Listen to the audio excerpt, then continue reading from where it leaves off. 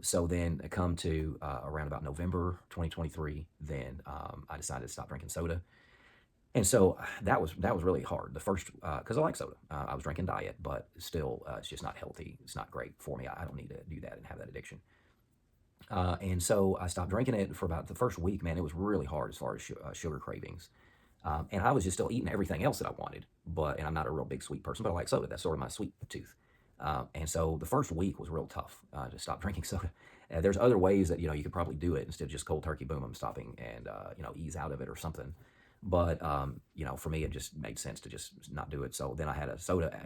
After I finished the first week, soda or two, and I did about a month of not drinking soda after that, and just to really kick that. So it was about another week or so. It slowly, the sugar craving subsided. But I still had to say, tell myself no, because some people say they can stop drinking soda and then they drink one and then, oh wow, it's so sweet, it doesn't even taste good. No, that's not me, because I like the taste of soda, so it was just still sweet tasting to me. So anyway, said no to that. Then I put soda back in. I would occasionally drink it. 2024. Um, Fast forward through 2024, continued to work out, and started jogging some. Not really with a lot of consistency, but started jogging a little bit, and then walking and stuff. But just I'm not a big runner. I'm not training to do any marathon or anything. But I said, okay, let me try to get more movement in, and do something for my cardiovascular health, because I just wasn't doing much. And so I started trying to, I would just go to the gym, and on a treadmill, I'd run like a half a mile, jog it. It's a slow, like 12-minute, 13-minute mile pace. I'm slow. So I'm not breaking any records here. And so I just, could jog a little bit and then walk for a little while longer. And then, I worked up to half a mile, and then, three-quarters of a mile, and then a mile. And so what I was trying to do was get to a point of jogging a mile, because I did, and maybe I can go longer than that. And so I've worked up to jogging that now, in, 2025 here. It's the end of March. And so I've worked to jog that, at least twice a week, usually, sometimes three times a week. I'll just go and jog a mile. I'll start the treadmill at the gym, and then go, and then I'll jog. I'll jog. I'll walk for a 0.1 of a mile, and then I'll jog, and then go until until it's 1.25, and then I'm trying to increase my pace a little bit as I go. So I've increased it down to, I run parts of it now that it's about a 10-minute mile pace, so still nothing, not breaking any records here, but that's a progression for me, because I'm just not a runner. I just never have liked it that much. And my dad used to run marathons, and I'm like, why would you ever want to do that? It just sounds stupid to me. Uh, so anyway, that's where I'm at. That's the progression of where I'm at. It's taken a while. It's taken a year to work up to jogging, a little over a mile. But that movement, that kind of stuff, I've seen that help in my blood pressure, and helping how I feel, how I sleep. And then, so stop drinking soda, that was something that I started taking seriously in 2024 here. The last probably 6 months, 2020, end of 2024 to beginning of 2025, then I just wouldn't have many sodas. Like I would just try to keep it to the weekend and then not drink soda all week.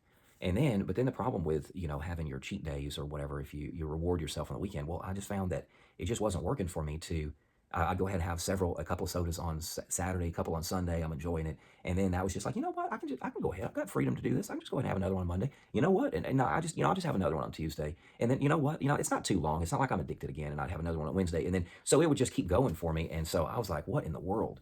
Um, so anyway, I've really tried to start to get rid of soda, so that it's not my go-to thing. And so I really tried to limit. I would not very often have it in the fall, um, just because I was trying to get rid of it, so I didn't have that cycle of now. I say yes to one soda, and then boom, I have soda for a week after that. Um, and so anyway, so that's what I've done. I've only had soda a little bit throughout the fall, and then now, like the last time I had soda was towards the beginning of February. So it's been almost 2 months now. Um, and so, but I have to say no to soda. Almost every day. To say, oh, I've gone long enough. I can just have one. So it's still exercising willpower, and so it's still believing that thing, that what I'm choosing, which is drinking water instead, is better. It's going to build my body better and it's going to help me longer term than than the soda will. And that's another thing the reason I told you about my mom, the early onset stuff, is that she was a sugarholic. I mean, she wanted, in the nursing home, she wanted pudding, she wanted Snickers bars, she wanted, candy. And carbs. She wanted carbs. That's what she wanted. And that's pretty much all she wanted. Maybe some mashed potatoes and gravy every now and then. And so it was just not a healthy diet. And I think that kind of sugar addiction really speeds up some of these health things towards the end of your life. In the research that I've done, it's just not good. And so that got me to really thinking related to her and how she progressed at the end of her life. And basically in 7 years, she went from walking around normal to she passed away in a nursing home. I hadn't been on her feet in 4 years. And so I think we're really in America, we're really addicted to sugar. And that's my appeal to you. Since I've a couple of things, a couple of benefits, and that's my appeal to you. Stop drinking soda or sweet tea or whatever your favorite sweet beverage is. You can replace that with water. It makes the sugar inhibits your water intake, and then it's so surprising. It's engineered, the sugar with fructose in it and high fructose corn syrup, it's engineered to make you want more so that the food companies make more money. It's not made to make you healthy. It's designed for them to sell more product. And so that's specifically a couple of things that I've seen since I've stopped drinking soda so much, and now for the last couple of months is my joints have totally felt better. If I would drink soda consistently, I had to monitor and take a glucosamine sulfate to help my knee. I have arthritis in my right knee from orthoscopic surgery years ago. And so it helped my knee to manage the stiffness and aching in my joints that was happening because of the soda.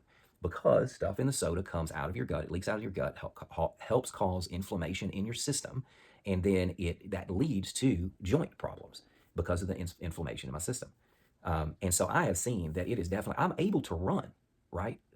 Before, I couldn't run consistently without having to take naproxen sodium and right after I did exercise, and then probably the next whole day. And then I haven't taken naproxen sodium except maybe once or twice in the last couple of months. And I've been running and exercising consistently.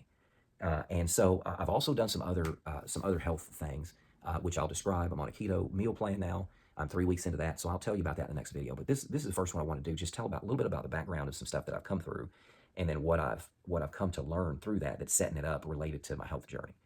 I've got more health stuff coming, and then also more spiritual stuff coming. Talked a little bit about God in this video, but I do want to talk more about that and how things have affected my life, and hopefully be an encouragement to you as well.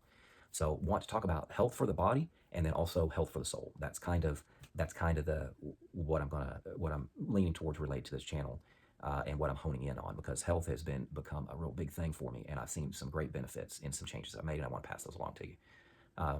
And also some spiritual stuff, benefits from that, and a lot healthier place spiritually now as well. So thanks for watching. Please share, like, and subscribe, and we'll see you next time.